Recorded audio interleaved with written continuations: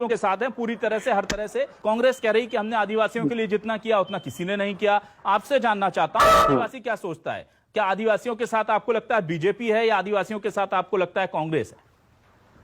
देखिए, काफी लंबे समय से हम लोगों ने कांग्रेस का साथ, आदिवासियों ने कांग्रेस का साथ जरूर दिया था, लेकिन आज की स्थिति में यह है, नहीं, जय तो कांग्रेस।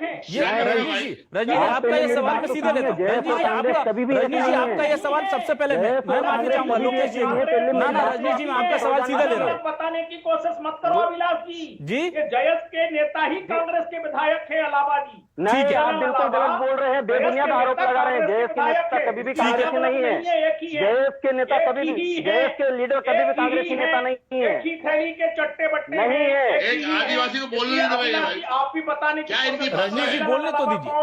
अविनाश जी रजनी जी बोलने तो दीजिए। आज तक आजादी के आज रजनी जी आपके आरोप पर ही जवाब ले लेते। रजनी जी आपके आरोप पर ही जवाब ले लेते, बोलने तो दीजिए। रजनी जी प्लीज बोलने तो दीजिए, आपके आरोप पर जवाब ले लेते। रजनी जी ऐसे नहीं, प्लीज रजनी जी आपका जो सवाल है उसी पर पूछ लेता हूँ, एक मिनट बोलने दो। ना रजनी जी सबको बोलने कहा कि सर आप तो लोकतंत्र में यकीन करने वाले लोग हैं। रजनी जी आप ये स्पष्ट कर दो, क्या अलावा जयस के नेता कांग्रेस के विधायक, कांग्रेस और जयस एक ही है। आपने दो प्रवक्ता बनाए हुए हैं, जयस के और कांग्रेस के। ठीक है, आप तय करो ना।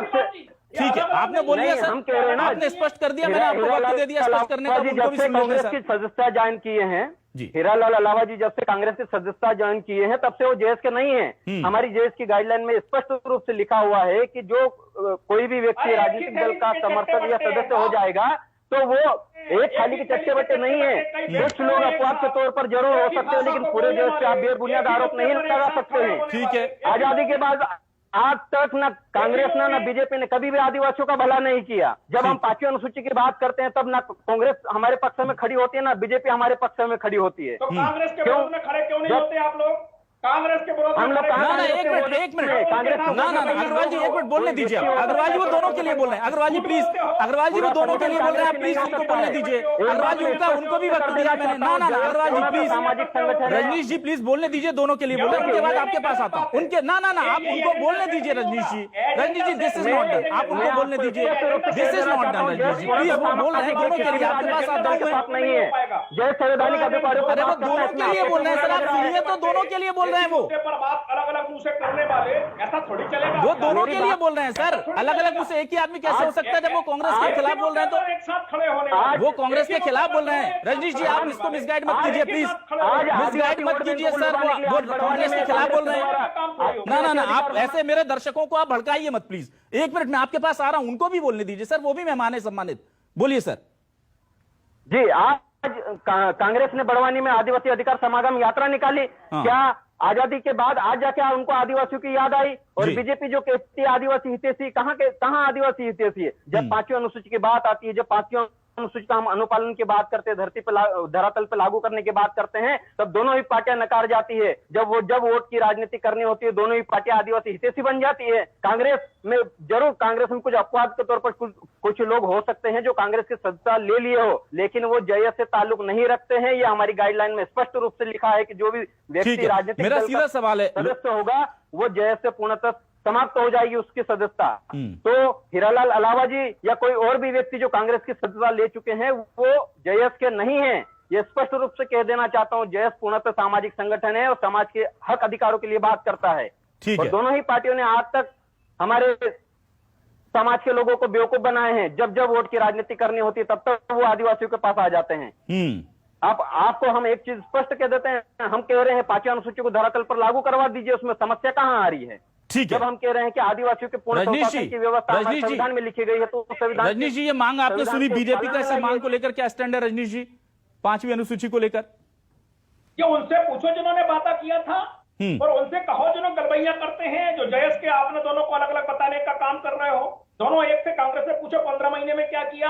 मैं उनसे भी पूछूंगा सर, पहले उनसे ठीक है अग्रवाल जी, पहले उनसे पूछ लेता हूं अग्रवाल जी। ठीक है धनोपिया जी आप क्या बता दीजिए, इसके बाद अग्रवाल जी बताएंगे। आदिवासी नहीं, ये आदिवासी अब जान चुका है, समझ चुका है दोनों को किस प्रकार की चालें चलते हैं, किस प्रकार के नारे गढ़ने का काम करते हैं और फिर राजनीतिक तौर पर गलबैया करते हैं। और फिर आप और हम बताने अलग समझे कि अलग है, बिल्कुल अलग नहीं है। एक ही एक ही स्टैंड इन लोगों का होता है और ठीक। आदिवासियों के कंधे पर बंदूक रख के राजनीतिक हित साधने का दोनों काम करते हैं। ठीक है, जेपी धनोपिया जी आप क्या कह रहे हैं? 5वीं अनुसूची को लेकर कांग्रेस ने वादा किया था, क्यों पूरा नहीं हुआ? कांग्रेस पार्टी ने हमेशा समर्थन दिया है, हमने हमेशा उस बात को आगे बढ़ाया है, लेकिन मैं आपको बताना चाहता हूँ भाजपा के मित्रों को क्या हो गया है। करोड़ों दर्शकों के सामने बेइज्जती कर रहे हैं आदिवासी व्यक्ति की। ये इनका आदिवासी प्रेम है, ये आदिवासियों का सम्मान है इनका। ना सर, आप मेरे सवाल पर आइए सर। धनोपिया जी प्लीज मेरे सवाल पर आइए। धनोपिया जी प्लीज, धनोपिया जी प्लीज, ना धनोपिया जी प्लीज, ठीक है, अग्रवाल जी को रहने दीजिए, अभी वो अपनी बात रख चुके हैं सर। अग्रवाल जी को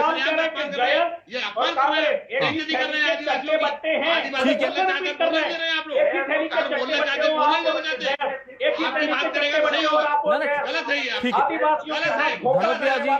धनोपिया जी आप पहले ये बताइए 5वीं अनुसूची को लेकर के क्या कहना है कांग्रेस का सर? 15 महीनों में एक कागज चलाया हो तो बताओ। 5वीं अनुसूची के बारे में बड़ी बड़ी चीजें मारने का काम करते हैं, एक कागज चलाने का काम किया हो तो बताओ। एक व्यवसाय कार्यों को आगे बढ़ाया है, उन्हें कर्जे माफ करे, कहीं आपने लाइन भी लिखी हो बढ़ाई है, हॉस्टल बनाए हैं, अगले का काम करते हैं, पत्र फ्री दिए, लोन दिया है, ये क्या बात करते हैं? आदिवासियों के लिए धनोपिया जी मेरा सवाल पूछो। अग्रवाल जी प्लीज, अग्रवाल जी एक मिनट, मैं मेन सवाल पूछ लेता हूं। धनोपिया जी मेरा सवाल 5वीं अनुसूची को लेकर जो आपने वादा किया था वो अब तक आधारभूत जमीन पर क्यों नहीं दिखा? 15 साल आपकी सरकार थी, क्यों नहीं आप लाए? 15 साल का थी, 15 साल थी भाई। 15 महीने की बात कर रहा हूं, माफ कीजिएगा, 15 महीने, ठीक है, 15 महीने में ला सकते थे ना सर? एक लाइन, एक कागज, एक योजना चलती योजना बंद की। एक मिनट अग्रवाल जी, एक बार उनका जवाब तो सुन ले। अग्रवाल जी एक बार उनका जवाब, अग्रवाल जी उनका जवाब सुन लेने दीजिए। अग्रवाल जी उनका जवाब सुन लेने दीजिए। बाबू कांग्रेस बजाते थे। अरे झूठ बोलने के अलावा बीजेपी कुछ करती है? आप सर मुझे मेरा सवाल का सीधा जवाब मुझे बताइए सर, क्या बहुत झूठी पार्टी है? 5वीं अनुसूची को लेकर बताइए धनोपिया जी। 5वीं अनुसूची के जो काम थे, कांग्रेस पार्टी ने उनको आगे बढ़ाने का काम किया है, उसी की योजना के हमने छात्रों को छात्रवृत्ति राशि बढ़ाई है, हॉस्टल बनवाए हैं, उनको जमीनें दी है, भूमि दी है, वन पट्टे दिए हैं, सबको दिया है। जो पाखंड रखते हैं जयस के नेता, कांग्रेस के नेताओं पर ताली बजाने का काम करते थे।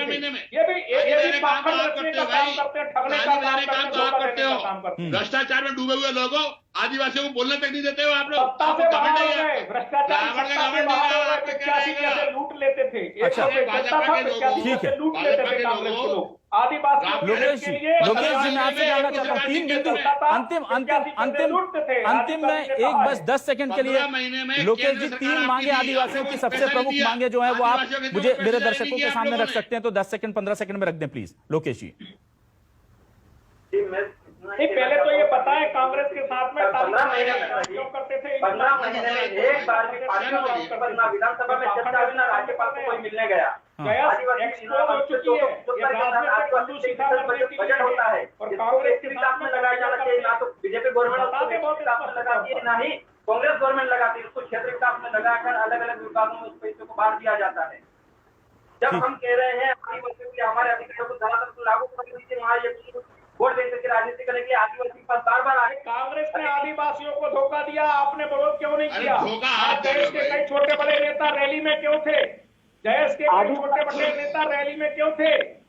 ठीक है, चलिए समय इजाजत नहीं दे रहा है, समय इजाजत नहीं दे रहा है, लेकिन जाहिर सी बात है बीजेपी की आपत्ति है कि जयस के बड़े नेता रैली में क्यों थे। पॉलिटिकल अगर वो कोई स्टैंड ले रहे हैं तो ये आदिवासियों को या जयस को, अगर वो उनका पॉलिटिकल थोड़ा सा झुकाव उस तरफ है इस तरफ है हमें नहीं पता। कुछ आदिवासी संगठन ऐसे हैं जो बीजेपी से नजदीक हैं, कुछ आदिवासी संगठन ऐसे हैं जो कांग्रेस की भी पार्टी बनकर काम करते हैं, लेकिन अफसोस इस बात का है कि इस बीच आदिवासियों के असल मुद्दे उठाने वाली कोई ताकत इस वक्त मध्य प्रदेश में बहुत सक्रिय नजर नहीं आती। अगर ऐसा होता तो ना तो हम देखते कि आदिवासी अब भी हाशिए पर खड़ा होता, और बीजेपी और कांग्रेस के अंदर वो विश्वास भी नहीं है, तभी तो कांग्रेस को आज आदिवासी अधिकार यात्रा निकालनी पड़ती है, और तभी बीजेपी को गृह मंत्री को बुला करके मध्य प्रदेश में आदिवासियों के लिए विशेष सम्मेलन का आयोजन करना पड़ता है। खास बात यह भी है कि मध्य प्रदेश में आदिवासी हमेशा से चुनाव के लिए, वोट के लिए इस्तेमाल होते आ रहे हैं। उनकी उन्नति कितनी हुई, क्या हुई, अभी वादों में है, दावों में है। जनगणना अगर होती है जाति के आधार पर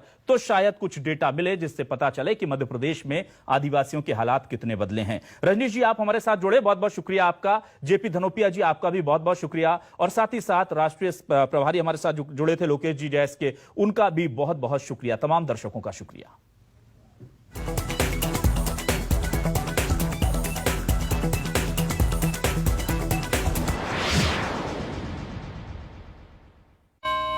रामलाल छोले